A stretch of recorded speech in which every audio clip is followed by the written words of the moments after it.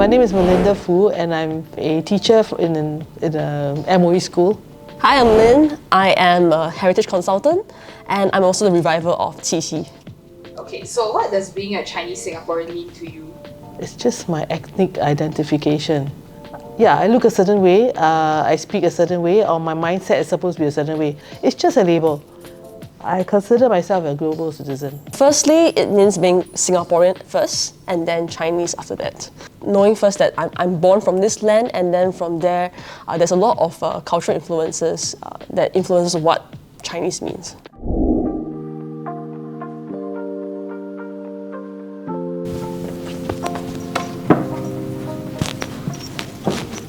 Say hi to each other, introduce Hey! Hello, I'm Lynn. I'm Melinda.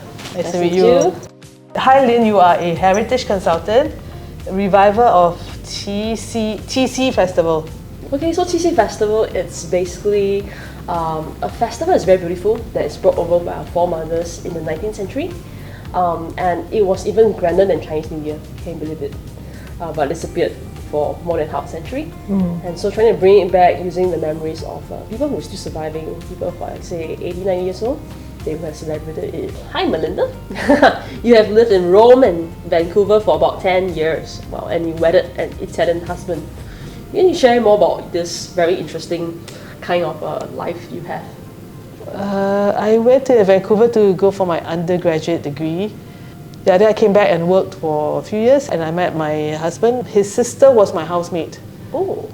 So that's how we got to know each other. Wow, and then how has this kind of like I consider you very cosmopolitan, like you've seen the world kind of thing, and then how does it change the way how you see yourself being a Singaporean? Yeah, some people ask me, so did going away change your mindset? Honestly speaking, the seed was already sold right in the beginning. I was already very curious. I thought whatever they taught me in the textbook, it can't be real. It's just one perspective. When I was given the opportunity to study overseas, that was the first time I've ever seen all these people of different colours. But Vancouver was very cosmopolitan and they were really ahead of their time. During Chinese New Year, you will never feel lonely because all you have to do is show up. And the dragon dance is like really elaborate. You know, I learned about the different colours of the different dragons and the different styles of dragon dances, depending on the region of China, correct? Yes. So I didn't know. I thought it was just one kind of dragon dance. So that was kind of an eye-opener. Yes. They were a lot more traditional, I guess, because they were foreigners that they really had to keep the tradition alive by celebrating these festivals. And also many of them didn't really speak English, so they hung on a lot tighter to their roots and their cultural practices. Yeah.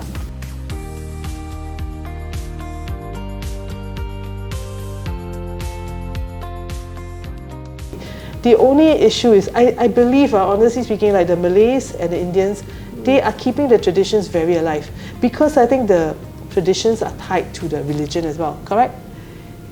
So very often these cultural practices... I got a feeling it's more of like a minority thing. If you go overseas, because you're a minority, you hold it stronger. Yes. Whereas in Singapore, because you're a majority, you sort of just lose it really, completely, because you don't take it as a thing, right? You're a majority anyway, right? But then that's the sad thing, I think.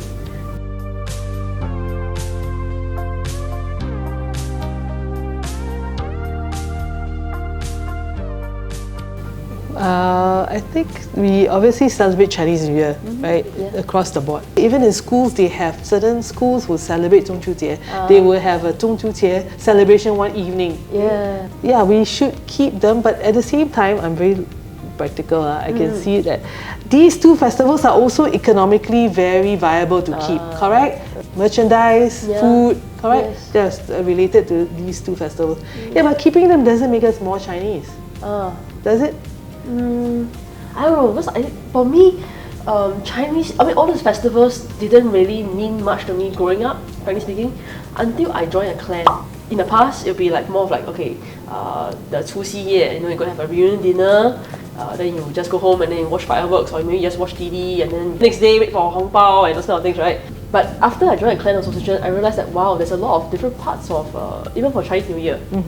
I become the lion dancer going around to Wow. go and cai qing for people. So it's a very different kind of experience that you're trying to bring the luck to people and stuff like that.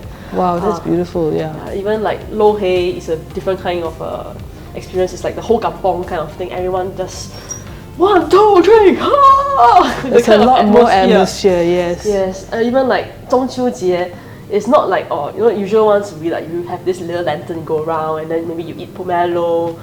But for me, because of the clan, I had dragon going out during the mid-autumn. So it's a different kind of scale altogether. And I mean, I feel very blessed that I'm able to experience that. But also, then it's also sad because not enough succession, right? So then a lot of things become smaller scale. Yes. Because things cannot be done like in the past anymore.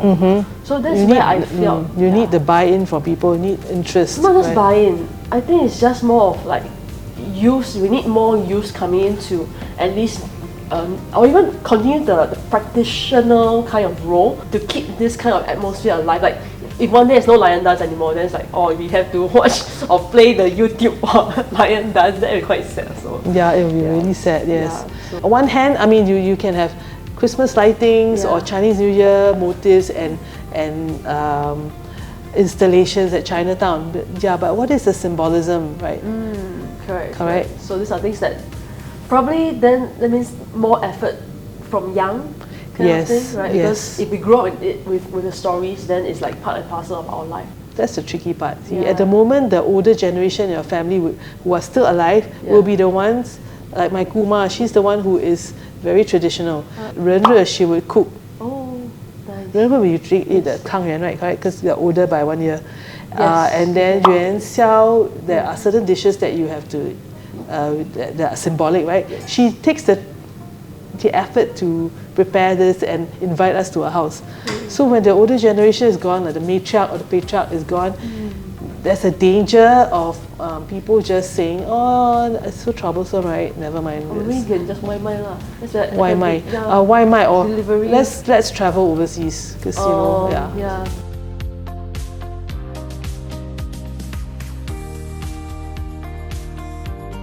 I guess it's like all these festivals are just it's like something that links us back to where we initially come from, or something that links us to our ancestors.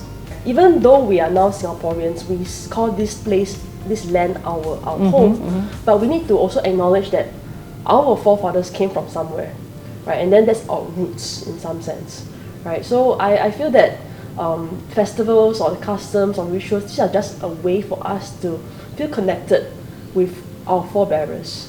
In a sense, and something that actually I feel quite sad about is also, even though Singapore, I'm probably like the 4th generation Singaporean. I think a lot of us cannot even trace our like which generation are we, even though it's actually a very short span. Yes. Think about it. I believe, right, it's because of our education, the curriculum.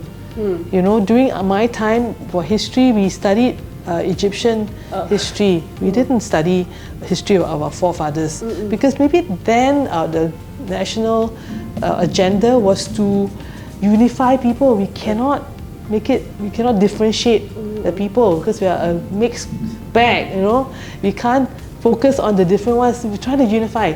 So they're trying to find common ground. So something has to give, right? And obviously, like I said, I was happy when I saw you on the program. I learned something from the program. And that's important. So I think we should make more of these programs. The more awareness is created, then there'll be people who will realize, they'll step back and say, hey, we can still pursue economic success without sacrificing our roots, identity. But generally, right, all these festivals, regardless of what race and country you come from, right, they are meant to, it's like they're meant for people with similar background, okay, to come together and have a community time, to have fellowship together. Actually, I think nowadays, even especially in Singapore's context, a lot of these festivals are no longer just restricted to the same background anymore. Like, I mean, even example, like for Lion Dance, we have like our Indian friends who are actually part of the troupe as well.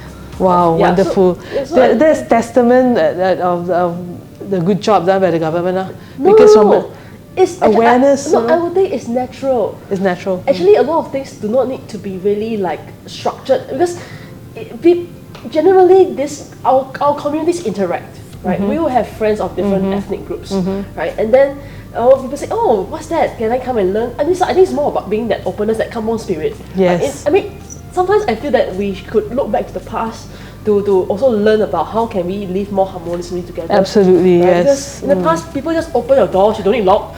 It's safe. Right now, HDB, everyone's locked the door and then kind of thing, right? So, yeah. And that's one avenue where we can start bringing people together, but celebrating the traditions and festivals of different races. We should already doing that, right? Yeah, I think it's more of like when we, as organizer, I mean, I'm an organizer now, I also open up to different races and ethnicities as well. I mean, just like how Mid-Autumn Festival right now, right? Even the companies are also like doing gifting. Even European countries, I mean, European companies would also practice or like gifting this kind of like mooncakes around, regardless of your ethnic or race. I think that's also a challenge for people who are in the heritage sector. How do we adapt? To innovate and tap on the opportunities, because I think a lot of things that's 会有机, right? Yes. When there's crisis, that's where the opportunity comes out. Absolutely, right? yeah. Just like how the CC Festival has existed more than 50 years. I could see that, it's a gone case, I do not need to do anything. But I could also see another way.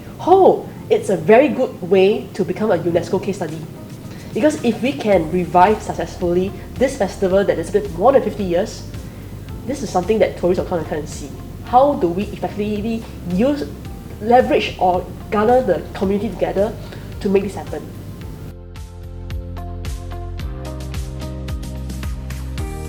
So I think there are different ways of seeing things, and I feel that now, at least in my space, I see a lot of youths actually coming up because they see the urgency. Like I said, in this 10 years, if nothing is done, it's just gone. Yeah, and because we now are just hanging on to the tail of it. People who are 80, 90 years old, they're still around. After they're gone, it's really gone already. Yeah. And then the Halloween becomes the mainstay of the festivals that we celebrate. Halloween, Valentine's Day. Even Valentine's Day is no longer like the way it should be in the past. Right? Valentine's Day is become a commercial thing. In the past, it's St. Valentine's Day. It's not even related to love at all. What about Chinese New Year? Do you think we're watering down all these festivities or making it like shortening the celebration duration?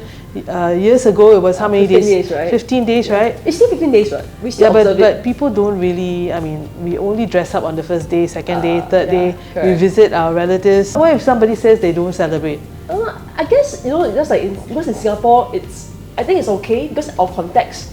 Because 15 days is like if you are in China, it takes so long for you to travel. Then it makes sense. But in Singapore, I think we just drive and then like one day can visit all the family, and the family is so small anymore. Festivals, I think it can be reimagined. Ultimately, it's the values. Like, what do we want to retain? Definitely, right? Yeah, I agree. Right, like values. how CC Festival, like by doing a prop.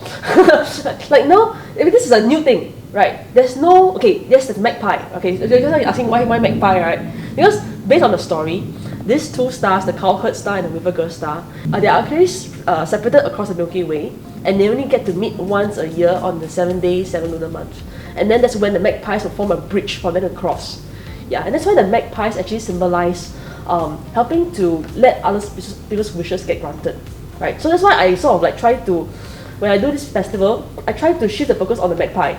It's just like how Mid-Autumn Festival, there's also the Chang'e and the Hou Yi. These are also a couple. But why people don't think of it as a Valentine's Day leh? There's also a girl, a guy leh. Because there's a rabbit. So that's why it's the same thing. I use the same logic. I do it for CC Fest. I shift the focus on the magpie. So then magpie becomes this wish granting thing. So now we have this Singapore version of this. People can write their wishes here, or like how I personalize and like make my own avatar, right? And then actually I have my secret wish inside. I think this is also one way of innovating, and hopefully just like in the future, become like when you go to Paris, you put a lock. Next time you come to Singapore, they will get a magpie bag kind of thing. Okay, Melinda, so can you share about what you have learned from this conversation, and if this conversation has changed your perception on anything? I have to say I really enjoyed the session, okay, because it got me thinking about an important part of being Chinese, or part of being a person who professes to be interested in history, because like ultimately, right, when we go traveling or we meet people from other ethnic races and groups, they will ask us about our Chinese tradition. And honestly, I don't think I'm prepared to give all the full answers. Like today I learned about TC Festival and I realized I was confused about certain parts of the Chinese New Year. My information was not very accurate. So that gives me a reason to find out more. Today's session made me realize that maybe the next time I pick a book to read, instead of reading about the history, culture of other countries, I could actually find out more about my own in detail. Cultures are not static. Cultures always evolve based on where our forefathers came from, and then they adapt to the local with the community. And there's a lot of mixing around. I think it's always good to be on different platforms to shamelessly share more about heritage. Yeah lah, sometimes you think 这种可以赚钱吃吗？ Maybe not, but then there's a part of you to feel 如果不见掉很可惜 because you could have done something, but if you don't do it, then it's just like 就在我这边就断绝了. So I don't want to have that kind of feeling, and that's why a lot of what I do is not just about uncovering and researching, but also how then to disseminate and revive things. And revive doesn't mean that it must be in the exact same form, but at least in a way that's relevant for younger generation. Yeah, so it shouldn't stop at me. And I'm also always looking out for the next 接班人. Need not be following me, but someone who is just going to pass on a torch to continue these traditions. Right, so I think, 未来就是靠你们的。